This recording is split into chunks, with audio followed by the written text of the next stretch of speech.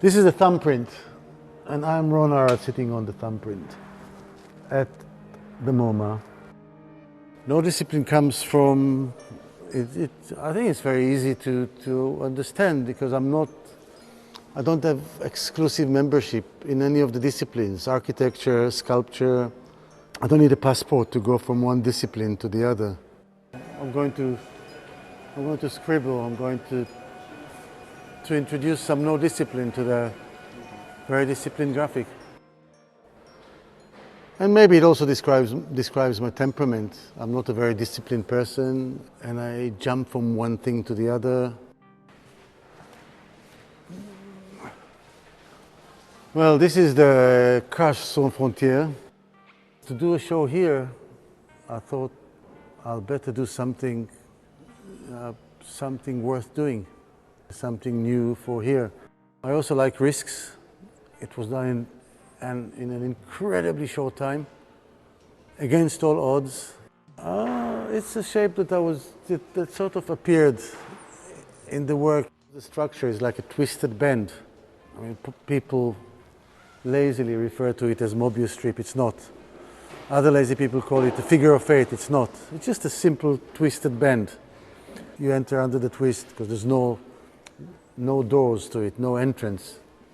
The nice thing about the membrane is it's external here, and as you enter you see the silhouettes of hopefully an exciting thing that's happening inside.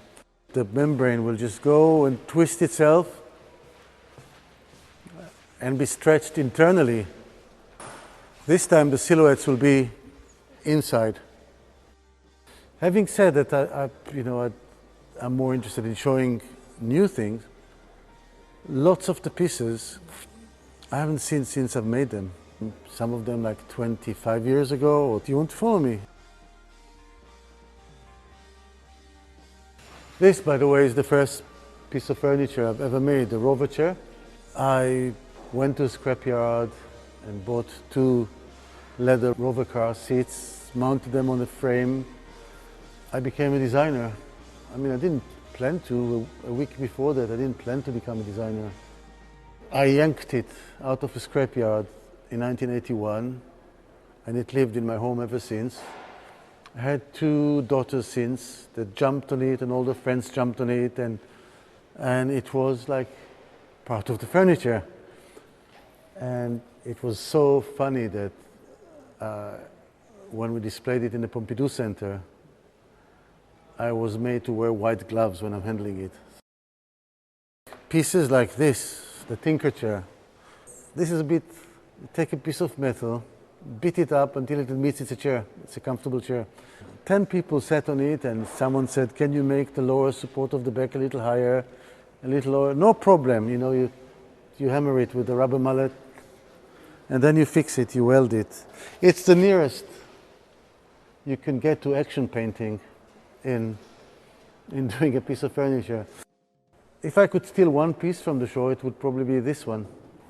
There's no perfection here. It's the nearest you can get to a drawing, to a sketch, to something that I can't do. I can't do these things anymore. I can't, in the same way you cannot pretend to do your childhood drawings.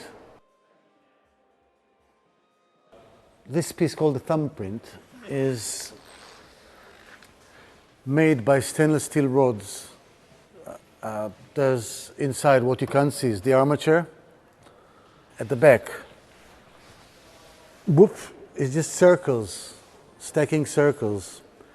But when it starts getting into this landscaped part here, the piece begins to have a wheel of its own.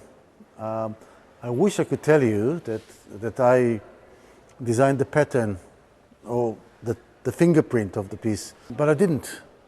I mean, it just every landscape has its own fingerprint. There's a real delight in doing something, starting something, and then you get a lot more than you deserve. You get like a bonus. You get beauty that doesn't come from me. It's there, and it's just found by me.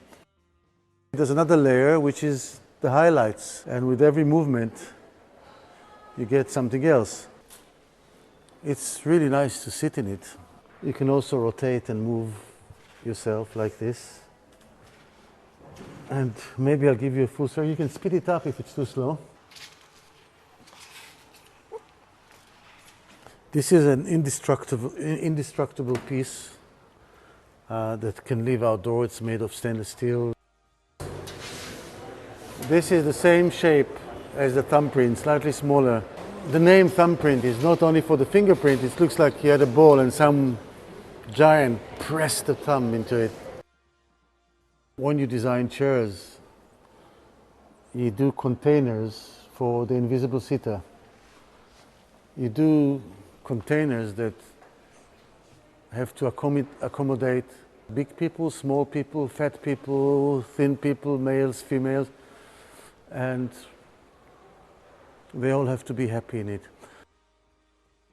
Here, the first line is the bronze line, and then we worked left of it or right of it. The patterns, which I call the fingerprint of the shape, are amazing, and although we could see everything on the computer before, we just have to watch it happening. It's something that becomes.